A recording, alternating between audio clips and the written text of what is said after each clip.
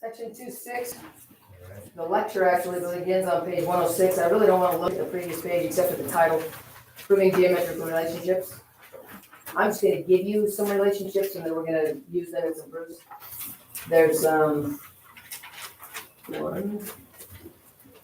2, 3. There's 3 things I'm just going to tell you are true. All 3 of them can be, well, 2 of them can be observed right straight from the picture. But anyway, one of the things you're going to be able to use if you want is to say that all right angles are equal. That'll be your abbreviation.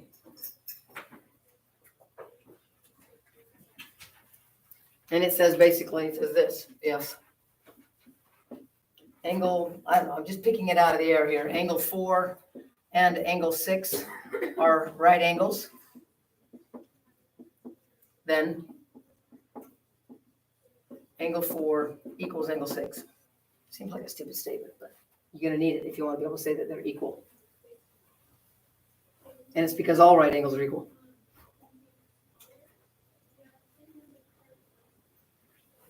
So if you know that a series of angles are right angles, you're either given it or you arrived at it because of definition of perpendicular or something like that, but you have made the statement somewhere in the proof that you've got some angles that are right angles, you can say any of them are equal that you want for this reason. This will be the reason on the right, because all right angles are equal. So if you establish that they're right, you may now say that they're equal. Pretty straightforward, kind of a duh, but you're going to need it. Okay. Here's another one that I already showed you, and I talked to you about the difference between linear pair and 180 and straight angle, but I'm going to make it official now, especially for the people watching the video. 180 in a straight angle is, if you have a picture like this, and it's strictly from observation. So if I have a 1 and a 2 here, I can definitely tell you that angle 1 plus angle 2 equals 180. And the reason that you would write if this were a proof is because there's 180 in a straight angle, and it's strictly from observing it in the picture. This one also is strictly an observation, and I haven't told you this is true yet, but it is. Vertical angles are equal. You'll use this one almost as much as substitution, but not quite. You'll see that you'll use this one all the time. Strictly an observational thing. So if I have 2 lines which cross creating 4 angles, I can say either one of these that I want just from seeing that they crossed. I can say either angle 1 equals angle 3 or angle 2 equals angle 4. Now, they're not all equal to each other, but 1 and 3 are equal because they're a vertical pair, and 2 and 4 are equal. They're always, this is always true strictly from observation. And the reason you would be able to make this statement is because vertical angles are equal.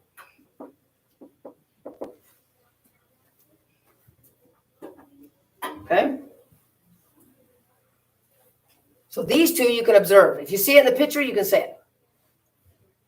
This one, you have to be told that angles are right. Then you can say they are equal for this reason. So this one is all about, again, it's about geometric words. It's not a definition this time. It's just saying if they're right, they are equal.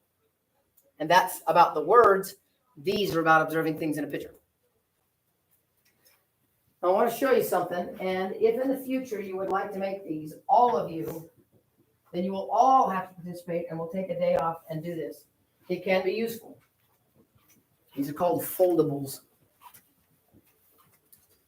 Let me show you what I got here, and we can put them together if you want. This is a foldable with just definitions in it. It says definitions right on the top. So it's like that, and it's a foldable. And then on each tab of the fold, I've got, in the first one, I've got the abbreviation def midput, definition of midpoint, and then over here I've written what it actually says, so you don't forget what the definition or the abbreviation says. And then I have definition bisector, definition angle bisector, definition perpendicular, definition right angle, definition complementary, and definition supplementary. And that is an exhaustive list. That's all you will ever have to define. And in each one, when you open it up, gives you an example of where you might see it. So if you're saying, I think it's definition bisector, you could look in there and say, is that the situation I got? No, that's an angle bisector. Here's definition bisector. Oh yeah, that's the segments one. I'll use that one. And I don't know if this will be beneficial to you, but these are the definitions. This one I call, if you can see it, you can say it. That's what these 2 are. If you can see it, you can say it. If you observe it, say it. And we have things like segment addition. When you see the picture, that's not one I called if you can see it, you can see it, but you just have to observe it in the picture. If this little segment here plus this little segment over here equals the whole thing, and you observe that, you can write it. That's to see if you can see it. So is angle addition. 180 in a straight angle is if you can see it, you can say it. Vertical angles are equal. Reflexive is also if you can see it, you can say it. And 180 in a triangle, which we will use later. So this is 180 in a straight angle. If you observe a triangle in your picture and you want to say this angle plus this one equals 180, you can. Because you observed it, that it's a triangle, so its angles add up to 180. This is if you can see it, you can say it. Algebraic properties, you've been using that already. Addition, subtraction, multiplication, division, and substitution. Those are all algebraic properties that you observe, like, you observe it from what's written in the proof rather than the picture. You take a look at your equations, and they've got all samples of when you might use that. It's kind of cool. We won't get to these yet because it's in another, this one and this one are in another chapter. This is about parallel and perpendicular lines. These are theorems involving triangles and isosceles triangles. And together make a complete set, and it's kind of organized so that if you're thinking, I think I observed that. Is that one of these? I think it's this one. Yep, that's it. So I can say it. You want to make those? That's something you will find useful. It takes quite a while to put them together. Yes, you want to do that sometime? Yeah. Maybe tomorrow? Yeah. Sure. Okay. We'll get section 2.6 in. We'll take tomorrow off and do those, and then we will begin reviewing the chapter on Monday when we get back. So you're going to have another test before you get out for harvest. Can you handle it? Another one. I don't know. So like chapter 2 test or chapter 3 test? Chapter 2. Oh. Yeah, You're going to have chapter 2 test next week. If we start reviewing on Monday, I'll have a test before you leave. And we might get chapter 3 started. That'd be okay? Yeah. But we'll take tomorrow and do this if I can round up the paper. I'm not sure I can round up the paper, but if I can round up the colored paper for you to use, we'll all get together and make those things. They're kind of hard. You have to be really careful so that everything's even. But anyway, so what I have here is if you can see it, you can say it. I think we've already talked about all of these. Segment addition, angle addition, 180 in a straight angle, which I showed you today. Vertical angles are always equal when you see them. Reflexive property we've talked about. The only thing we haven't done is 180 in a triangle, but people have told you that since you're in 4th grade, right? So that's also one that you can, if you can see it, you can say it. All right, so I'm going to erase these. We're now, I think, pretty caught up with things that you can use in proofs that you're keeping track of on that paper. We'll keep track of it better on the foldables as we build them. Okay. So if you have those papers in front of you, later you'll have the foldables in front of you. Let's take a look at some of these proofs. Example 2, that's what I want to prove next. And it says, it's got this kind of a drawing for our, here's the drawing.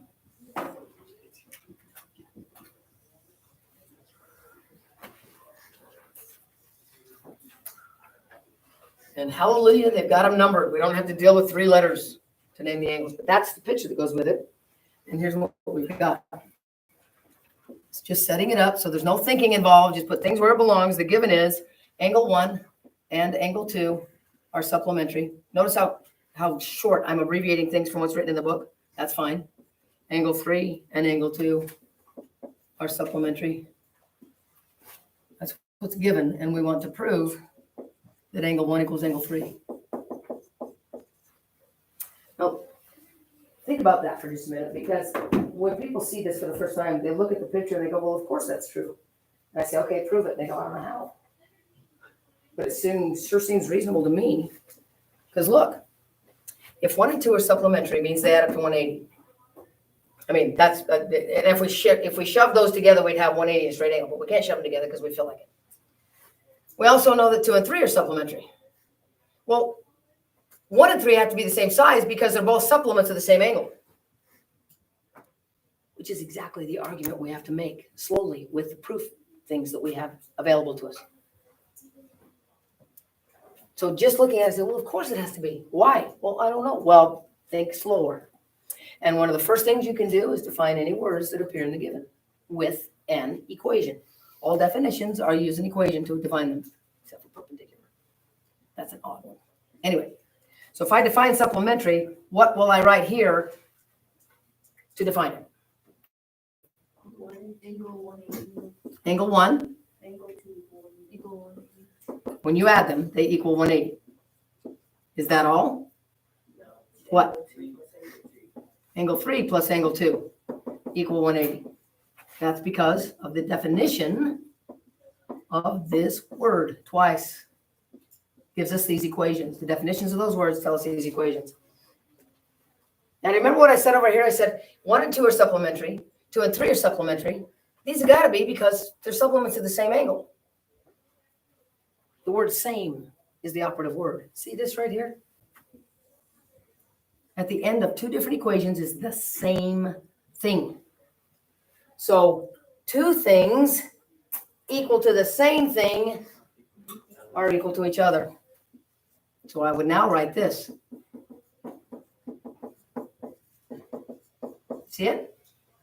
Because they're both equal to 180, they are equal to each other, and that is substitution, heart and soul. I almost have what I want. I got a 1 there and a 3 there. Stupid 2s are clogging things up, so I will subtract them and write the result.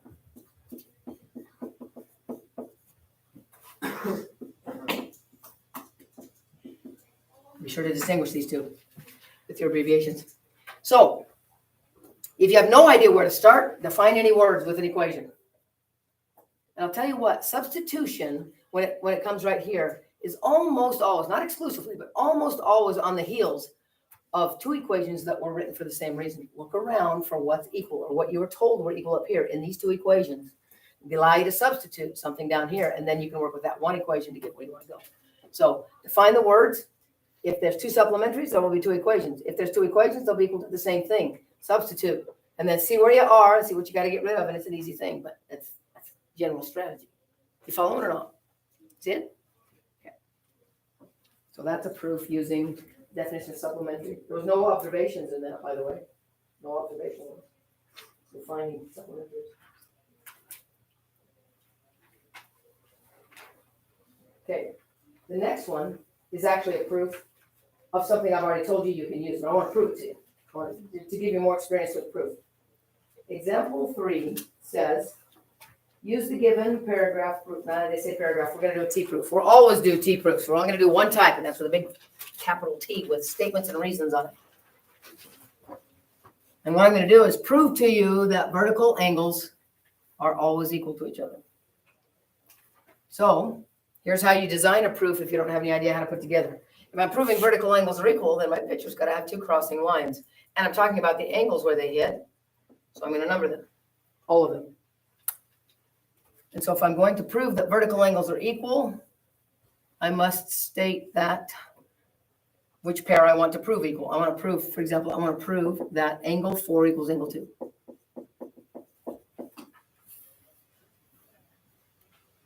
And what I'm given is that 2 and 4 are vertical.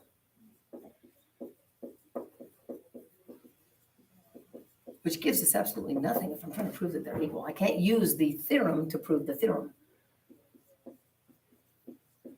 So I've got that they're vertical. I've drawn a picture so that they're vertical, and I want to prove that they are equal.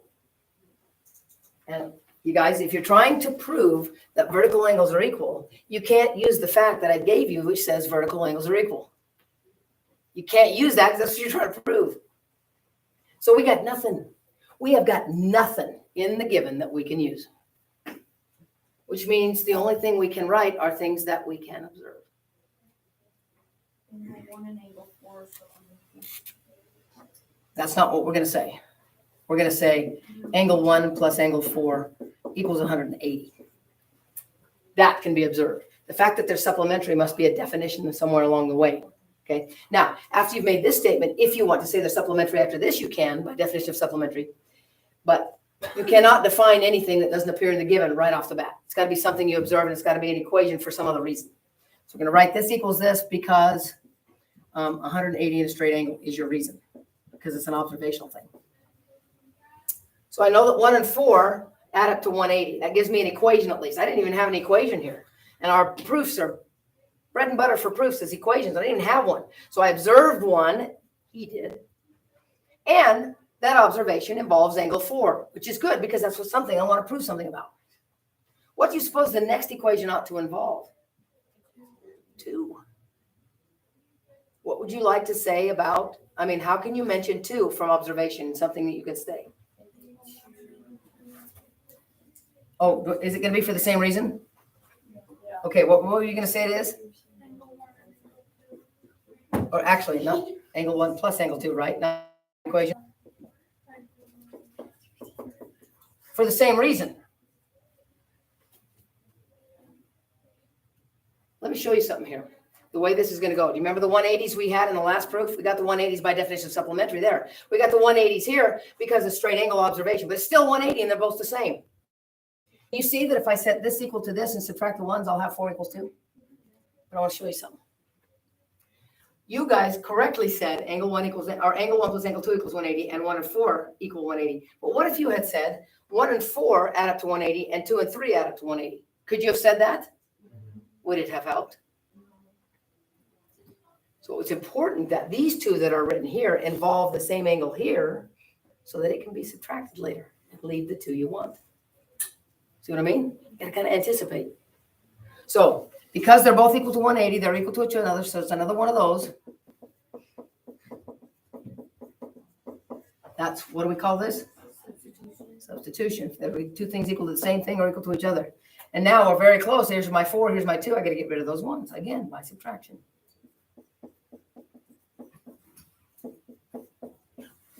And from now on and forever, if you see vertical angles in a picture, you may say they're equal without doing this. This just proves to you that it actually is true. So from now on, if you observe 2 vertical angles, you can immediately say they are equal because vertical angles are equal. That's just the proof of why. How are we doing so far? You okay? 2 more things. No, more than that. 3 more things.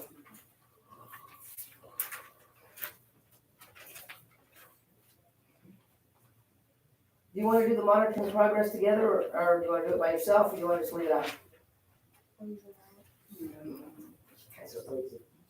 All right, example 4 then. Example 4 is not a proof, and once in a while they will throw you a curveball where you're not going to do a proof. You're just going to try to answer a question, but it will be based. The things that you use and base things on will be based on those. If you can see it, you can say it kinds of things. So if you can see it, it's true, and if you can see it, you can write an equation. Usually, take a look at example 4 and observe that we've got 2 lines which cross. And in those big fat obtuse angles there, they've got some algebra written in blue. Those 2 big fat angles have to be equal because they're vertical. Vertical angles are always equal. So that's the geometric fact.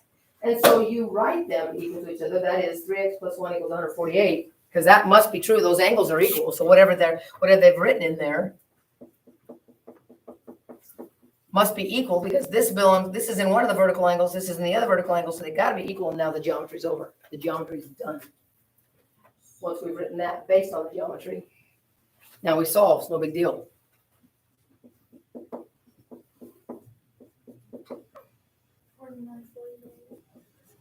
Are we done? What did they ask us to do? Find the value of x. So yes, in this case, we are done. A lot of times, though, they'll say, for example, I just want to show you what you might be up against here. What this thing looks like this, and these big old angles here, and we had the 3x plus 1 here, and the 148 here. What they might ask you is, find the measure of angle 8. If instead of finding x, they said find the measure of angle 8, you would still start by setting this equal to this, because that's the only fact involving x that we can see. So we get 49 here. Actually, that wasn't a great example. I'm going to make something else up. Hang on, stop everything. Just cool it. Let me start over. Let me start something else here. Let's say it was like that, and it said find angle 8. The first thing involving x, which give us information here, if I can find x, is the fact that both of those x things are in. Yeah, this isn't going to work. Hang on a minute. I got to do something else. If they're in the line, then it's like What? Okay, go ahead, ask again. I don't know, I'll watch it. Okay. All right, so if I have it, I had to fix a few things. If I want to find the measure of angle 8, I need to find the value of x. Why would knowing what x is be valuable? Oh, I see. So if I knew what x was, I could figure out what the size of one of these big monster angles is.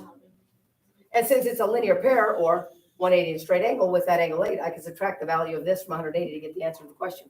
But I got to know what x is first. And I can figure out what x is because this and this are vertical, so they are equal. And the equation, the algebraic equation, then sets them equal.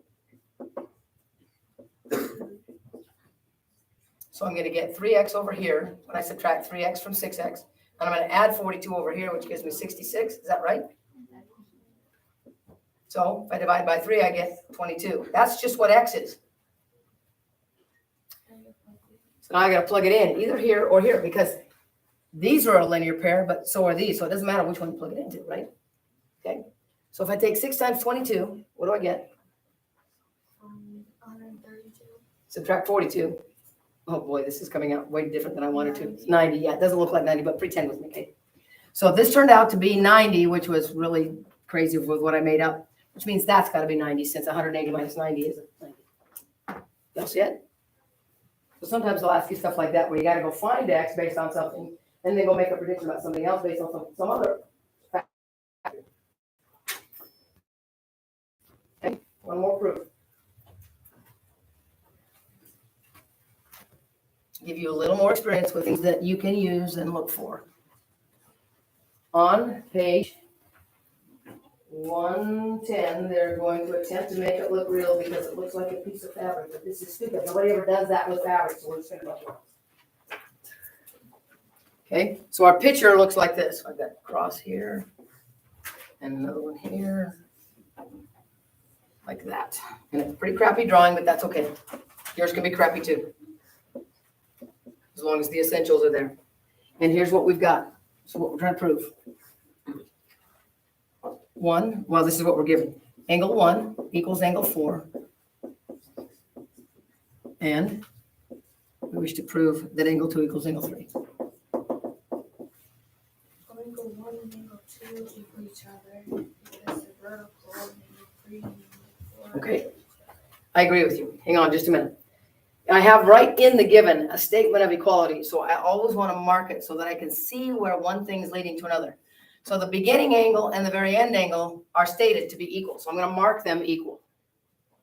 Okay, so now tell me what you were going to say. Angle 1 and angle 2 are equal to each other. So I need to write this like this.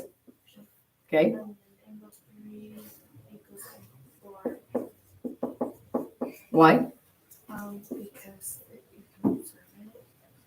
Because what? They're so vertical angles, so they're just the same. Is that what you want to write? Because they're vertical angles, so they're the same? What do you want to write? Definition of vertical. No, not the definition of vertical. This is a theorem, not a definition. That's what you want to write, because it's shorter. And that's what that gets right to the heart of what you're trying to say. That's an observable thing. And sure enough, these are vertical, so the pairs are equal because vertical angles are equal. Substitution. Oh, so now you want to focus on this, not the picture? Okay. Because 1 and 4 equal each other, so you just gotta supplement 4 and 2. We got to do this in stages. We can't just jump to that. Can you give me a step along the way? Angle 1 equals angle 4. It already does. Angle 2. Angle 3. Angle 3. It's too many numbers. Angle 1 equals angle 3. Angle 1 equals angle 3? Is that what you said? Mm-hmm. Why is that? Because of substitution. So it's like angle 1 and angle 4 equal each other. Yeah. So angle 2 and angle 3 have to equal each other. Yeah, I'm not buying your argument yet. You're jumping the gun. You're jumping too fast. We need to see something having to do with these three equations as substitution, and it won't immediately jump to there. So So if you have the angle 1 equals the angle 4, and 4 equals 3, then you know that angle 1 also equals angle 3. All in one move? So what are you gonna write for the reason over here? How many times? How many times did you substitute in what you just said? Then I want to see one of them in this step. Do you want to start angle 1? You can rewrite this whole thing if you want. That's what she was going to start out as, and I was thinking she was jumping the gun. I think you do too. I think your brain's going too fast. I need one substitution here. Can somebody tell me? Go ahead. You could do angle 3 equals angle 1. That I like. It's not what I want yet, but it's getting there. Angle 3 equals angle 1 because you're rewriting this one, right? But instead of 4, you're writing 1 because they're equal. That's not quite what I want, but it's close. And then what leads from there? Using this one now. What could I say? Rewrite this one. Angle 2 equals angle 2. Yeah, because if you rewrite this one and replace the angle 1 with a 2 instead, because they're equal, then you've got what you want. But you can't go from here, these three, right directly to here. You gotta take one and then turn that one into this. It's kind of like those word things where you start out with hope and it's got to turn into yard or something, as you change one thing at a time. Have you ever done those? It's kind of like these proofs. You can change one letter at a time, and every time you change a letter, I'm not sure this is a word, probably not. But you change a letter and it has to spell something else that's a word. Then you change another letter, it spells another word until you finally arrive at a completely different word, like some other 4-letter word like yard. You know what I mean? That's what's going on here. One thing at a time. Make that substitution, then take this one and change it, and then convert it into this one or whatever until you get what you want. But both of these are substitution, but they have to be written differently because we needed one substitution to create this, and then we use that to create this by another substitution. So we needed this in its own set. It's weird. It's bizarre, but you can only do one thing at a time, and that's called slowing down your thinking. Anyway, what we ended up with was 1 and 2 were equal in number 2, so they get the same mark. 3 and 4 were equal, and you're going, well, they're all equal. You've got to make the statements. Just marking it isn't enough. You got to show it over there that they all end up being the same size. Anyway, that was a tough one. 2 substitutions. You have to show them. Okay, we're finally done. This is what I want you to practice. Make sure you have your sheets in front of you that show all the possibilities. And then we'll make these, and you can have those in front of you in the future. People, after we make these, always ask, can I use these on the test? Absolutely not. These are for you to do your homework and get used to them. By the time you take a test, you better know them. Okay. 7 through 17 odd. 19, 20, 22, 23, 29, 31 to 36. If you would like some extra credit and you feel like you're pretty good at these proof things, you want to try something a little more difficult, try number 18. If you can do it start to finish the way I have taught you to do it, then you can get some extra points on the next test. Because the reason I say that is because if you look at the proof here in my book, even if you look it up and say, oh, I'll just copy it, it's not the same and it's not correct. So you're going to have to do it on your own. Now, I want you to amend numbers 19 and 20, and I want you to amend them right in your book. So take your pencil, be writing in graphite in case another teacher wants it erased. Unless some later date they have this book. So I want you to look at number 19 with me for a minute. Are you there? And I want you to, at the very bottom of that proof, it's a paragraph proof, so you have to fill in blanks instead of, just fill in the reasoning as you go along. At the very end where it says, so angle 2 equals angle 3 by definition, you see that? Just scribble that out. Don't obliterate it. Just make a note to yourself that part, that's the end of the proof comes to the period just before that. You don't have to do that last step, because that has to do with congruence and equals to. Now look at number 20. Are you there? I want you to scratch out steps 3 and 4, both the statement and the proof. So 3 and 4 don't even exist. And I want you to call number 5. I want you to scribble out the number 5 and put 3 there, because if 3 and 4 don't exist, then 5 becomes step 3. You see what I'm saying? So 5 is step 3, 6 is step 4, and step 7 shouldn't be there either. So it's a 4-step proof. Does that make sense to you? Okay. So they're helping you along with those proofs, and then when you get to things like 22 and 23, that's when you have to write them from scratch, drawing your own picture and put your own give and approve in and do it by yourself without help. But these other ones that help you, they don't do it the way I would do it, so I'm having you amend them. Okay? All right, good luck with that, and we will do some foldables tomorrow if I can find the paper. I'm not sure they have it in the office, but I'll try to find it.